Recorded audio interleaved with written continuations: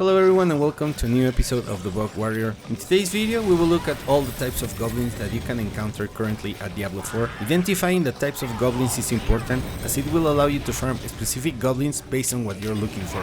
To be honest, if you take advantage of this week, chances are that you won't need gold nor any kind of materials for the rest of the season. Alright, before we get started, I already made a video on the best farming routes for the Goblin Event, so be sure to check that out. I will leave the link to it in the description. However, something I forgot to mention is to disable cross-network play. You can do that in the options menu, that way people won't beat you to the goblins. Let's get started. The first and most common type of goblin you will encounter are of course treasure goblins. These goblins have a yellow color and a huge bag that seems to be filled with gold, gems and a sword. When you slay the treasure goblin, it will drop a bit of gold, materials such as rawhide and veil crystals, but mostly gear. Depending on how lucky you are, you can get ancestral uniques and ancestral legendary items, sometimes even with more than one greater affix. These goblins are a common spawn also at great shrines.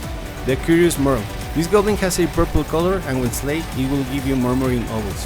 The drop mechanic changes this season as you will get between 30 to 50 murmuring obols first, but you will get Murl's bag of obols. One of these bags contains about 2000, so you will be maxed out just by opening one. I suggest that you keep them at your stash as they are perfect to gear up and out. This type of goblins are also very common. Glittering Prym. This goblin is very easy to spot as it has a diamond texture and color. As you can probably imagine, when slayed, it will drop a lot of gem fragments of different types and in huge amounts. Usually you will get around 5000 gem fragments of different types.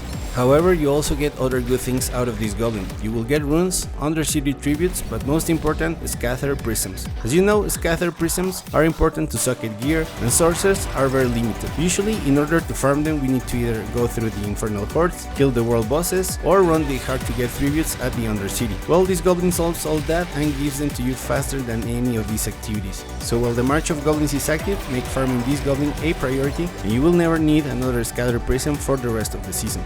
Gilded Baron. This goblin is also very easy to identify as it has a gold color and glow. When slayed, it will only drop gold but in huge amounts. A single Gilded Baron is currently giving you more than 50 million gold. So farming these guys this week will solve your coin problems for the rest of the season. This is why farming this goblin is also very popular. Next we have the Odious Ector. This goblin has a green color and when slayed, it will drop crafting materials. Usually you get cooling wards, rawhide, iron chunks, angel breath, bundle herbs, veil crystals, abstruse sigils, baleful fragments, but the most important materials are of course forgotten souls and of the site.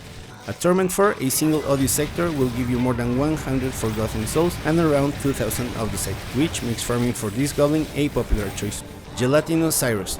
This type of goblin is one of the rarest goblins you will find. However, when you do, be sure that you can kill it as fast as possible because the first Gelatinous Syrus will split into two more. When you kill the two new Gelatinous Syrus goblins that spawn, they will split again into another two, so you will need to bring down a total of 7 of these guys in order to claim the rewards.